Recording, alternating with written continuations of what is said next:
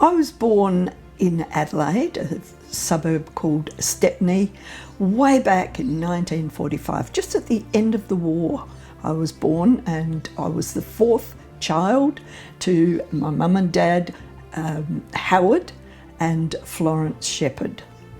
I had 5 siblings, Robert, the oldest, and then came Dawn, Bruce, and then I was in line, and followed by Ivan and Alan. So 4 brothers and 1 sister. Growing up in our family was fun, with lots of kids. We didn't actually go out a lot. We spent most of our time at home. We had a big backyard, and we played simple games. There was hopscotch, and there was cowboys and Indians, and we played detectives. And of course at night we would head indoors and sit around the log fire, because that was our only means of heating in those days. And we would play Happy Families, Snap, Scrabble, and or sit and listen to the wireless, as there was no television growing up in those early days. My parents were beautiful. They were very strict, almost Victorian. You had a lot of rules growing up with my parents, but it held us in good stead for our future. Dad was a painter and worked for the General Post Office.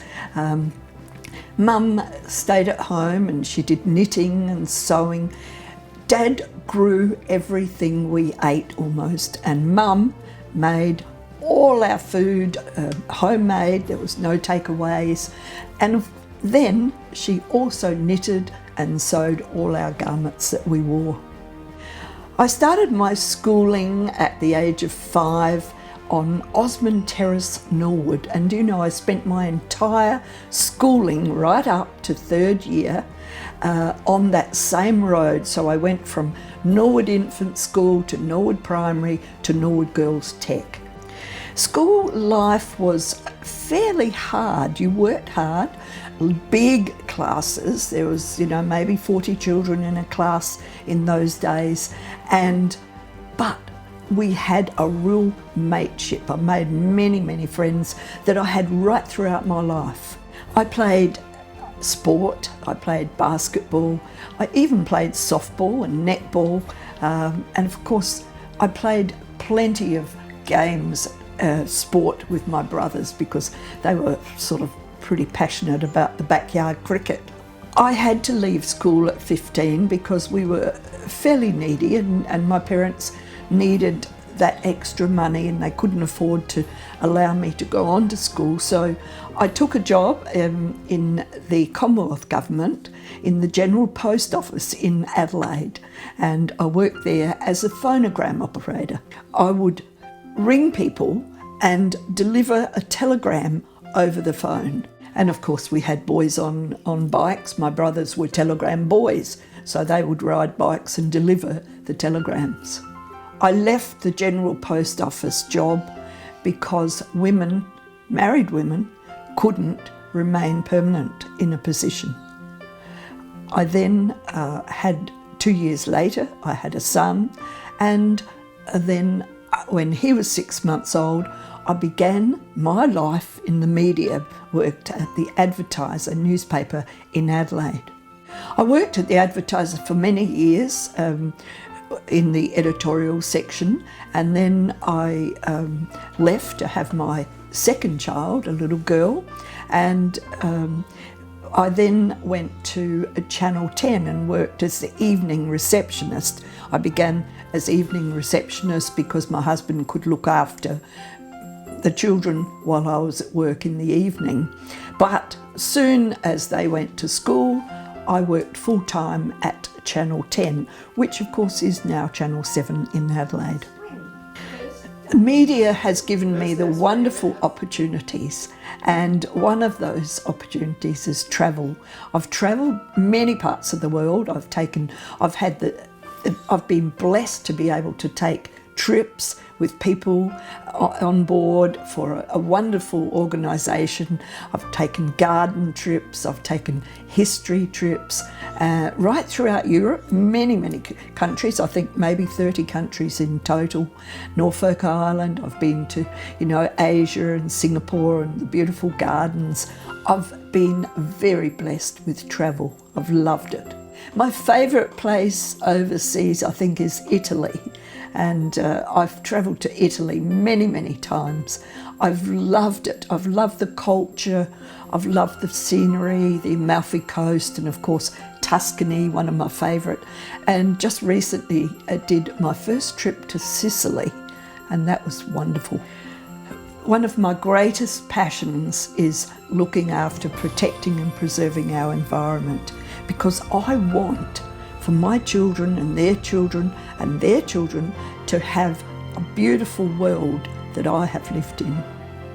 Do you know, I have so many hobbies. I enjoy knitting, I sew, I crochet, I scrapbook, but one of my favourite things is in the world of gardening. I love gardens. We had a protea farm back in the 80s, and in the 90s we ran a very successful herb farm. It opened up my love of gardening, which was instilled into me as a child, because my dad would always give each of us a little patch of earth and we would grow our own things. It really was an exciting time to grow your own strawberries or radishes, and now I just love gardens. I met little James Taylor when I was 9 years old. He was a little boy who had spent 8 years in an orphanage, and he came to live 2 doors away. So he befriended my brothers and they would play cowboys and Indians, and of course I always tagged along. At 15 we began dating and we fell in love. It was a very young romance. He was working and I was still at school when we first met. My husband is a beautiful, sensitive, caring man. He's a guy who is very humble, and growing up in an orphanage would not have been easy. He came to live 2 doors up and lived with an auntie, and he tells me that life in the orphanage was better than when he came to live with her. I think my greatest achievement in life is my family. I have 2 children and 10 grandchildren, and each and every one of those children have a very special part in my heart. They're individuals, they're all going now, they're growing up and they're going their own way in life and meeting partners, and it's just wonderful to have such great grandchildren and children, and we have a very close-knit, happy family. I can't fault my life. I've had a beautiful life. There's been adversity, there's been hard times. I've had some terrible things happen to me throughout my life. Probably the darkest time in my life was during my pregnancy, second pregnancy to having my little girl. I was coming home from work late. Of course, I didn't drive in those days. We didn't have cars. So I caught the bus home and I was fairly heavily bashed and beaten during my pregnancy and left unconscious on the road by the perpetrator. I couldn't quite cope with the sadness of what had happened. But fortunately, my beautiful girl, she turned 50 last year, and it's been a wonderful life for her. So I fought tooth and nail to preserve and protect that baby. The secret to a happy life is smiling, laughing, great family and friends.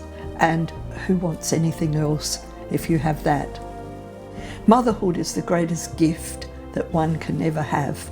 I have a beautiful son, Michael, and a gorgeous daughter, Amanda. Love them both. I treasure them, and what they have now given me is the gift of being a grandparent, and that is a wonderful, wonderful gift as well. I would love my grandchildren to remember me as someone who perhaps helped shape their life. I was always happy. I've never ever been sad in front of my grandchildren, but I've also given them lots of words of wisdom. I hope they remember those words of wisdom.